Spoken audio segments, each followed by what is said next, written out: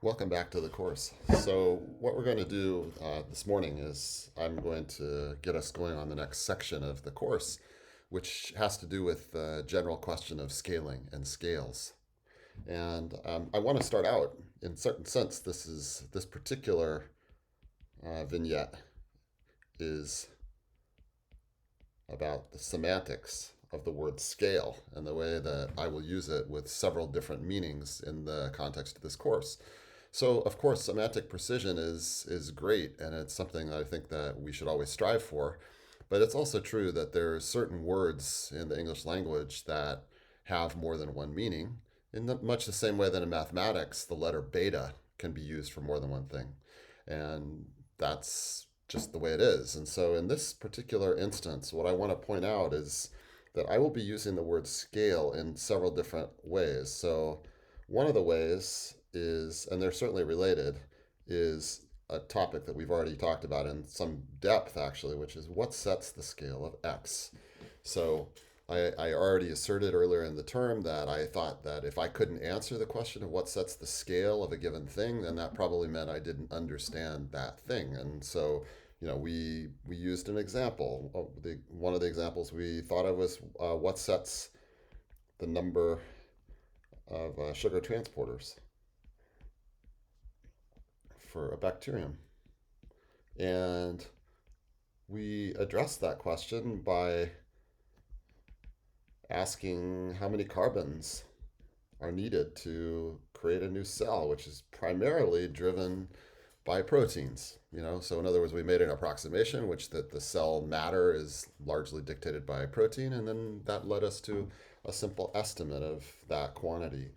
Another example that we carried out is what this was when we were thinking about the surface to volume ratio. What sets the radius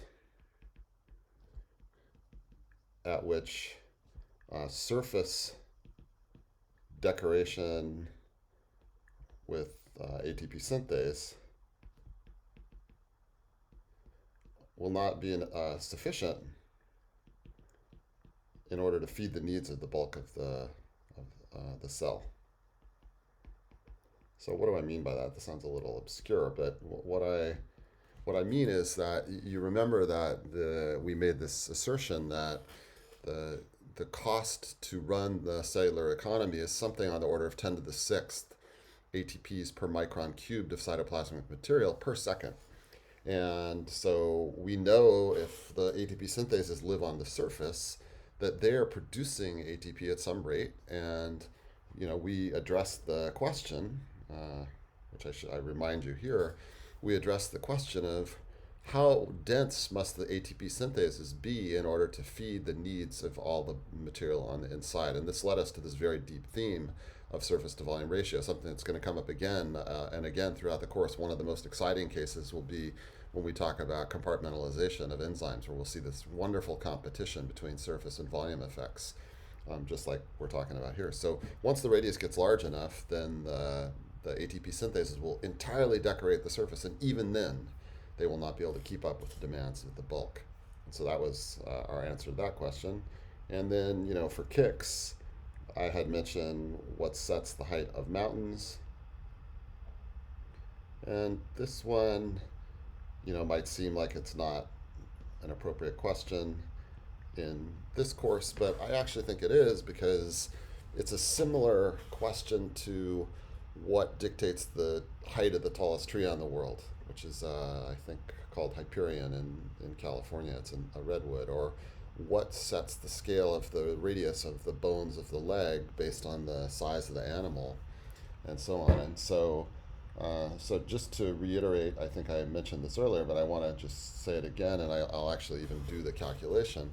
So the thought about what sets the height of a mountain is that we're looking for a column of rock that is so large or so high that its weight is enough to crush the rock at its bottom. And so, I can actually work that through. So what I'm going to do is I'm going to say that the force per unit area, and this is what's known as a stress. So I'm suspecting that some of you, like me, at least in the past, have had some confusion about the meaning of stress and strain.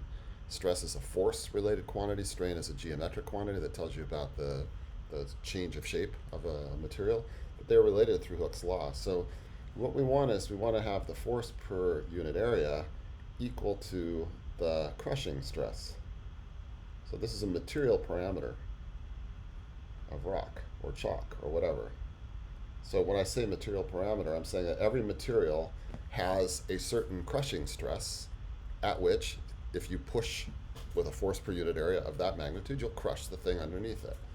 And this should be equal to the weight of the column of rock. That's how we will know that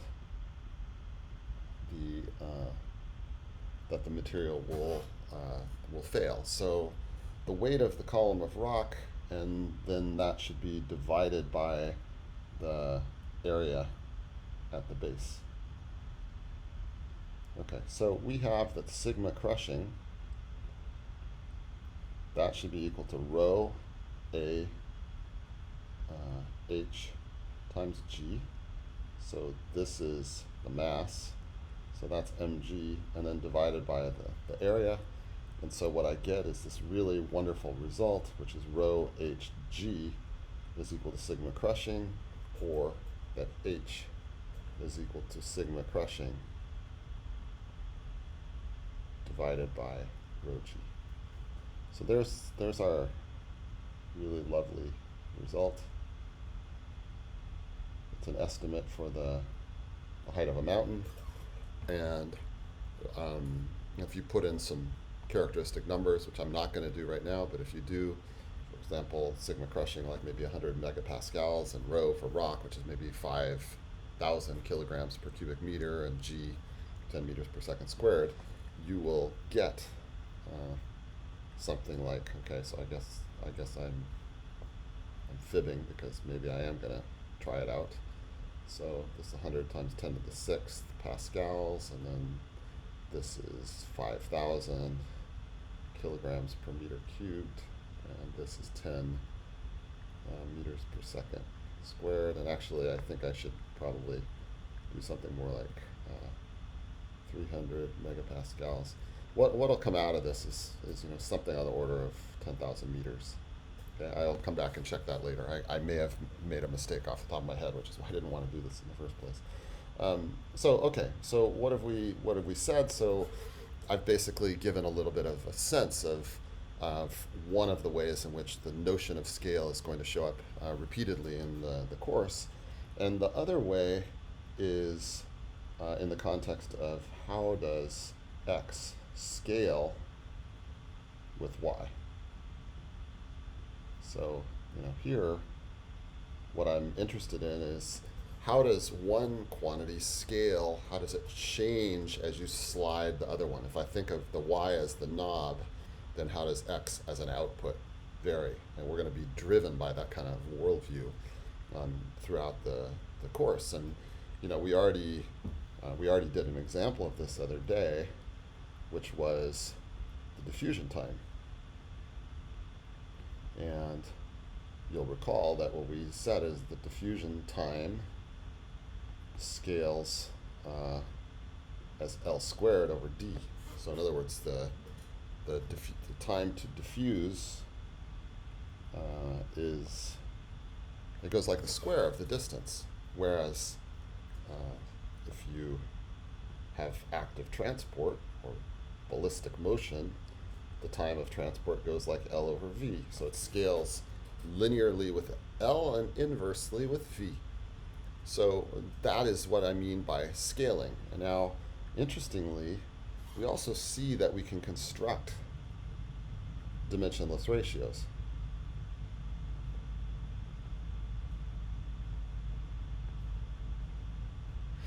And we're going to find these dimensionless ratios to be very useful. So I see that T diffusion times D divided by L squared is dimensionless.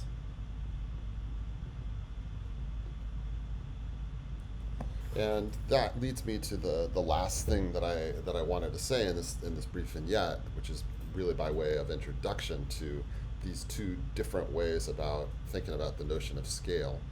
So one, in a way, has to do with scale bars and just understanding what sets the magnitude of different quantities in the world around us, whether in the inanimate or the living world. And then the second one, which is in some sense deeper, has to do with trying to understand the nature of the couplings, the correlations between knobs and output variables. So the thing that I would say is that now we're set up to think about a very profound result. And that profound result is the so-called Buckingham Pie Theorem. So let me just put a note to that effect, that there's a formal way to think about these scaling relationships. And one of the things that I do want to do at the moment is I want to make the distinction between knowing about and knowing. So as this course proceeds, I'm going to be aiming at sometimes at knowing, and sometimes I'm going to be aiming at only knowing about. So the way I want you to think of this is that often intellectually, as we try to learn things, that we're going to go through successive approximations to laying out what the subject actually is. And each time we'll reveal a little bit more, we'll peel off another layer of the onion. And here, for today, I just want to give an impression of what this Buckingham Pie Theorem is. It's very deep. There's some mathematics behind the scenes that you can read about if you look on Wiki, just for example. There's also a really nice book by this guy, Don Lemons. And in general, he's one of these guys that over the course of his career, he taught at a small liberal arts college, I guess one might say. I may not be labeling it quite right, but he was a physics professor at a small college, and over the course of his career, I think he must have written at least 5 books. They're all short, and they're all really thoughtful, and actually I will just tell you as a general rule that I think that there are quite a few books that one finds that are quote-unquote pedagogical, where there's a great deal of originality of outlook that come from people that taught at strictly undergraduate institutions, and I really admire Lemons, so I can recommend this book on dimensional analysis to you. And there you can pass from the realm of knowing about to knowing. But here's the thing.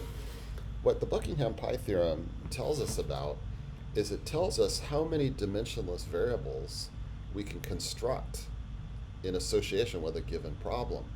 And that's really wild.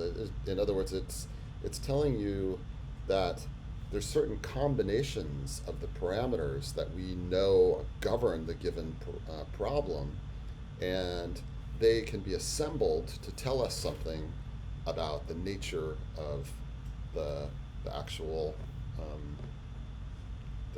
situation. So let me actually use the example shown at the top. So I'm not going to derive it at the moment, but the force to buckle a rod, if you have a rod of length L, think about when you take a straw and you push on it from above. With a sufficient force, it will buckle. And when I say buckle, you know exactly what I mean. It will bow out. And the buckling force, it goes like the Young's modulus, which is E, the areal moment of inertia, which is a geometric quantity that tells you something about the radius of the beam, and then 1 over L squared. So that's the buckling force. And there's a critical buckling force. It's a number that describes a given material, and the dimensionless variable, basically, as you can see on the right-hand side, is what you might call the buckling number. So this Buckingham Pie Theorem, what does it do? It tells us a priori. It tells us how, without doing any big calculations, we can figure out how many independent dimensionless parameters we will have. So, for example, before I give you the example, let's look at what the equations say. So it says number of independent dimensionless parameters is equal to the number of governing variables minus the number of physical dimensions. That's what's shown right here, and that's what I'm referring to. So that's the Buckingham Pie Theorem. So in order for that to make sense to you, I need to explain the two things on the right-hand side. Number of governing variables. Well, let's be concrete. So for the problem of diffusion time, example, time to diffuse a distance L,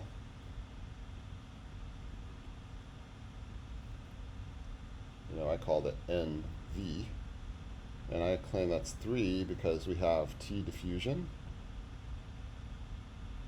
we have L, and we have D. Those are the three governing variables. In other words, those are the three things that the diffusion time will do.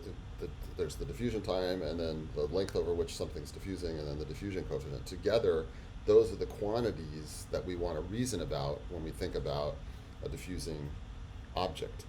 Then the next thing on the right-hand side was this number of physical dimensions, ND, which is number of physical dimensions. And here, for this case, it's equal to 2. Now, how do I know that? Because physical dimensions, just to give you a sense of it, and I'm going to do this again repeatedly, so we're going to come back to this, but you could have mass, you could have length, you could have time, you could have temperature. And what I see is that L and D only involve L and T. So, L is L, and then D is L squared over T. So the only two physical dimensions that appear in our problem are length and time. And so NV minus ND, so number of parameters, dimensionless parameters, is equal to 3 minus 2 is equal to 1. And that dimensionless parameter I just wrote was T diffusion times D over L squared. So that's the single dimensionless ratio that can be constructed for our problem. And so with that as our introduction, what I'm going to do now is we're going to talk about some specific scaling results over the term as we think about things like, for example, the length scale over which a morphogen will be created in an embryo, or the force scale associated with the drag on a bird that's flying during a migration, or so on. Each one of these cases, we will be able to invoke the ideas of the Buckingham Pie Theorem in a way that I think you'll see is very interesting and useful. So with that, we stop this particular vignette, and I look forward to now going into some concrete